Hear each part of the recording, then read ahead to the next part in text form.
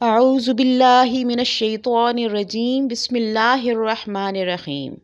حضرت محمد صلی اللہ علیہ وآلہ وسلم نے ایک مرتبہ حضرت علی سے ارشاد فرمایا کہ اے علی، رات کو روزانہ یہ 5 کام کر کے سویا کرو: 1000 دینار صدقہ دے کر سویا کرو، ایک قرآن شریف پڑھ کر سویا کرو، جنت کی قیمت ادا کر کے سویا کرو، ایک حج کر کے سویا کرو، اور لڑے ہوئے کے درمیان صلح کرا کر کے سویا کرو۔ حضرت علی رضی اللہ تعالیٰ نے عرض کیا: یا رسول اللہ صلی اللہ علیہ وآلہ وسلم، یہ کام تو بہت مشکل ہے، میں کیسے کروں گا؟ حضور اکرم صلی اللہ علیہ وآلہ وسلم نے فرمایا: 4 مرتبہ سورہ فاتحہ یعنی الحمدللہ رب العالمین ساری سورت پڑھ کر سویا کرو، اس کا ثواب 4000 دینار صدقہ دینے کے برابر تمہارے نامہ اعمال میں لکھا جائے گا۔ اس کے بعد 3 مرتبہ قل هو اللہ احد اللہ الصمد لم یلد ولم یولد ولم یکن لہ کفوا احد پڑھ کر سویا کرو، اس کا ثواب ایک قرآن کریم پڑھنے کے برابر ہوگا۔ اس کے بعد 10 مرتبہ درود شریف کوئی سا بھی پڑھ کر سویا کرو تو اس کا ثواب جنت کی قیمت ادا کرنے کے برابر ہوگا۔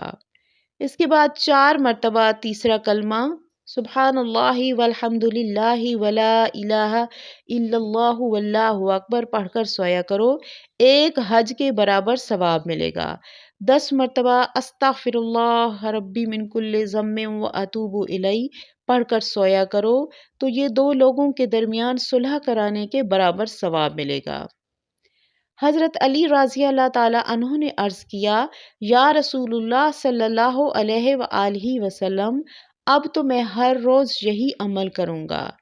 اگر آپ لوگ بھی زیادہ سے زیادہ نیکیاں کمانا چاہتے ہیں تو آپ بھی یہ عمل روز کیا کریں، کیونکہ یہ عمل ہمارے پیارے آقا حضرت محمد صلی اللہ علیہ وآلہ وسلم کا بتایا ہوا عمل ہے، اور جو عمل ہمارے نبی پاک صلی اللہ علیہ وسلم بتائیں اس میں ضرور فائدہ ہوتا ہے۔ رزق میں اضافے کے لیے ایک بہترین حدیث: ایک شخص نبی پاک صلی اللہ علیہ وآلہ وسلم کی خدمت میں حاضر ہوا۔ اس نے رزق کی تنگی اور فقر و فاقہ کی شکایت کی تو آپ صلی اللہ علیہ وسلم نے فرمایا: جب گھر میں داخل ہو تو السلام علیکم کہو، چاہے کوئی گھر میں ہو یا نہ ہو، پھر مجھ پر سلام کہو: السلام علیک ایھا النبی ورحمۃ اللہ وبرکاتہ۔ اس کے بعد 1 مرتبہ قل ھو اللہ احد سورت پڑھا کرو۔ اس شخص نے ایسا ہی کیا، اللہ تعالیٰ نے اس پر رزق کے دروازے کھول دیے، حتیٰ کہ ہمسایوں اور رشتہ داروں کو بھی اس کے رزق سے حصہ پہنچنے لگا۔ غیب سے رزق ملنے کا ایک نہایتی مجرب وظیفہ حدیث پاک میں ہے کہ ایک شخص نے عرض کیا: یا رسول اللہ صلی اللہ علیہ وآلہ وسلم، دنیا مجھ سے پھر گئی ہے، رزق تنگ ہو گیا ہے۔ آپ صلی اللہ علیہ وسلم نے فرمایا کہ فرشتوں کی تسبیح سبحان اللہ و بحمدہ، سبحان اللہ العلی العظیم و بحمدہ استغفر اللہ پڑھ کر سویا کرو، اس سے تمہارے رزق میں اضافہ ہوگا، اور یہ تسبیح ہر کلمے کی برکت سے اللہ تعالیٰ ایک فرشتہ پیدا کرے گا، اور جو اس تسبیح کو پڑھتا رہے گا اور اس کا ثواب تمہیں ملتا رہے گا۔ سبحان اللہ و بحمدہ جو مرد یا عورت دن رات میں 100 دفعہ پڑھے گا تو اس کے سارے گناہ معاف ہو جائیں گے، اگرچہ اس کے گناہ سمندر کی جھاگ کے برابر ہی کیوں نہ ہو۔ قرآن مجید کی تلاوت روز کیا کریں، خصوصاً رمضان المبارک میں۔ ایک ادب یہ ہے کہ قرآن کی روزانہ تلاوت کی جائے۔ رسول اکرم صلی اللہ علیہ وآلہ وسلم نے فرمایا: جو شخص روزانہ قرآن کریم کی 200 آیات دیکھ کر تلاوت کرے گا، اس کی قبر کے ارد گرد 7 قبر والوں کے حق میں اس کی شفاعت قبول کی جائے گی، اور اللہ تعالیٰ اس کے والدین کے سر سے بھی عذاب ہلکا کر دے گا، اگرچہ وہ مشرک ہی کیوں نہ ہوں۔ کنز الاعمال جلد اول میں ارشاد ہے: حضرت جبرائیل امین علیہ السلام نے نبی کریم صلی اللہ علیہ وسلم کو نصیحتیں کی۔ انہوں نے فرمایا، رسول اللہ صلی اللہ علیہ وسلم نے فرمایا: جبرائیل امین میرے پاس آئے اور کہا: اے محمد صلی اللہ علیہ وآلہ وسلم، جیسے چاہیں زندگی گزار لیں، آخر کار موت کا ذائقہ چکھنا ہی ہے۔ جس کو چاہیں اپنا محبوب بنا لیجئے، آخر کار جدا تو ہونا ہی ہے۔ اپنی چاہت کے مطابق عمل کیجئے، آخر کار اس کا بدلہ تو ملنا ہی ہے، تاہم یہ ضرور ہوگا مومن کی عزت رات کی تہجد کی نماز میں اور اس کی عزت لوگوں سے بے پرواہ ہو جانے میں ہے۔ نبی کریم صلی اللہ علیہ وسلم نے جو ارشاد فرمایا وہ آج کل کے دور کے مطابق بالکل صحیح ہے، اس لیے حضور صلی اللہ علیہ وسلم کی حدیث پر عمل کریں تاکہ آپ کی زندگی میں آسانیاں ہی آسانیاں پیدا ہوں۔ تہجد کی نماز پابندی کے ساتھ پڑھا کریں، کیونکہ یہ وہ وقت ہوتا ہے جب اللہ تعالیٰ عرش سے نیچے تشریف لاتے ہیں اور پکار کر کہتے ہیں کہ ہے کوئی مجھ سے مانگنے والا کہ میں اسے عطا کروں، ہے کوئی بخشش طلب کرنے والا کہ میں اسے بخش دوں۔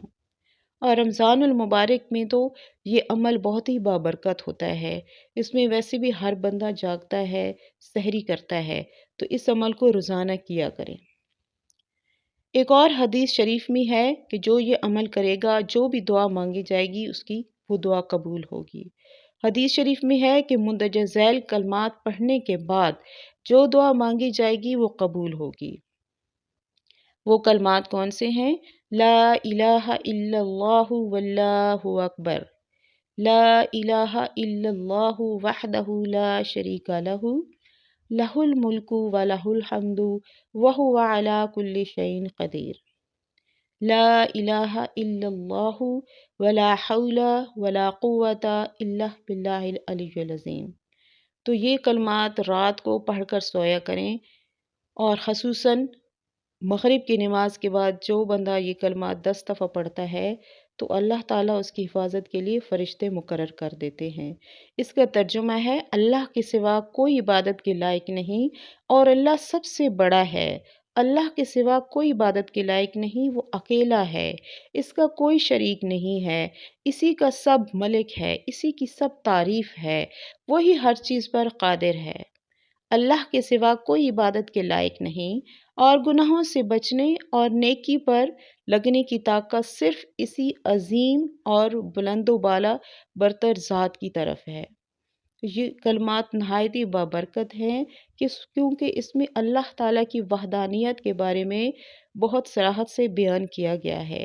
تو ان کلمات کو بھی آپ اپنی زندگی کا حصہ بنا لیجئے، صبح اور شام کو ان کلمات کو ضرور پڑھا کریں، آپ کے نیکیوں میں اضافہ ہوگا اور اللہ تعالیٰ آپ پر فرشتے مقرر فرما دیں گے۔